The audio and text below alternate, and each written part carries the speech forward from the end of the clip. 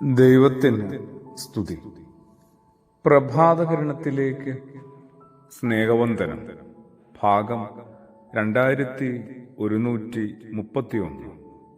ഇന്ന് ഒക്ടോബർ മാസം 31-ാം തീയതി. ഈ ആണ്ടിലെ 304-ാമത്തെ ദിവസത്തിലെത്തി. അങ്ങനെ 10-ാം മാസത്തിന്റെ അവസാന ദിനമാണ്. ക്രിസ്തുയേശു ഒരിക്കൽ പറഞ്ഞു, നിങ്ങൾ എവിടെ നിന്നാണ് എന്ന് ഞാൻ അറിയുന്നില്ല. അനീതി പ്രവർത്തിക്കുന്നവരെ നിങ്ങൾ എന്നിൽ നിന്ന് അകന്നുപോയി. ഓടിക്കുവാണ് ചിലരെ ദൂരത്തേക്ക്. കുറച്ചും കൂടി നാട്ടുഭാഷ ഉപയോഗിച്ചാൽ ആട്ടിപ്പായിക്കുകയാണ്. കരുണയുടെ, അനുകമ്പയുടെ, അനുഭാവത്തിന്റെ ഉറവിടമായ ക്രിസ്തുയേശുവിൽ നിന്ന് തന്നെയാണ്. അനീതി പ്രവർത്തിക്കുന്നവരെ നിങ്ങൾ അകന്നുപോകുന്നു. മനുഷ്യരോടല്ല, അവരുടെ പ്രവൃത്തിയിൽ നിറഞ്ഞു നിൽക്കുന്ന അനീതിയോടാണ് ക്രിസ്തുയേശു ഇങ്ങനെ പ്രതികരിക്കുന്നത്.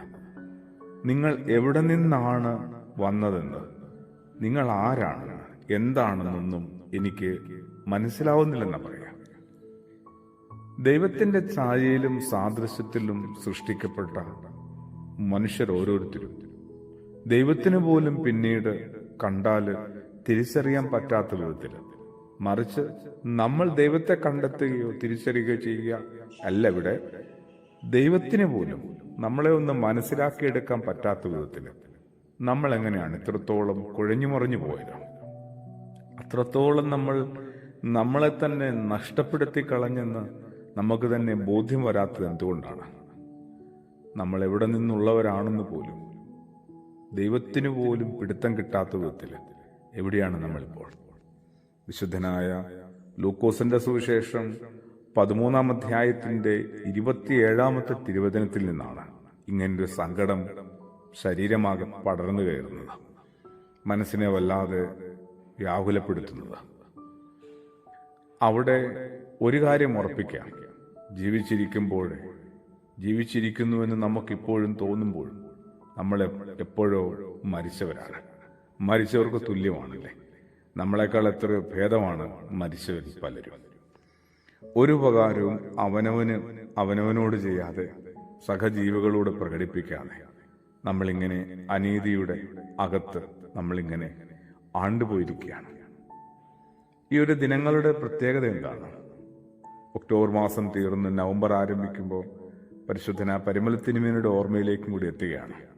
ഭൂമി ജീവിതം കടന്നുപോയിട്ട് എത്രയോ വർഷങ്ങളായി.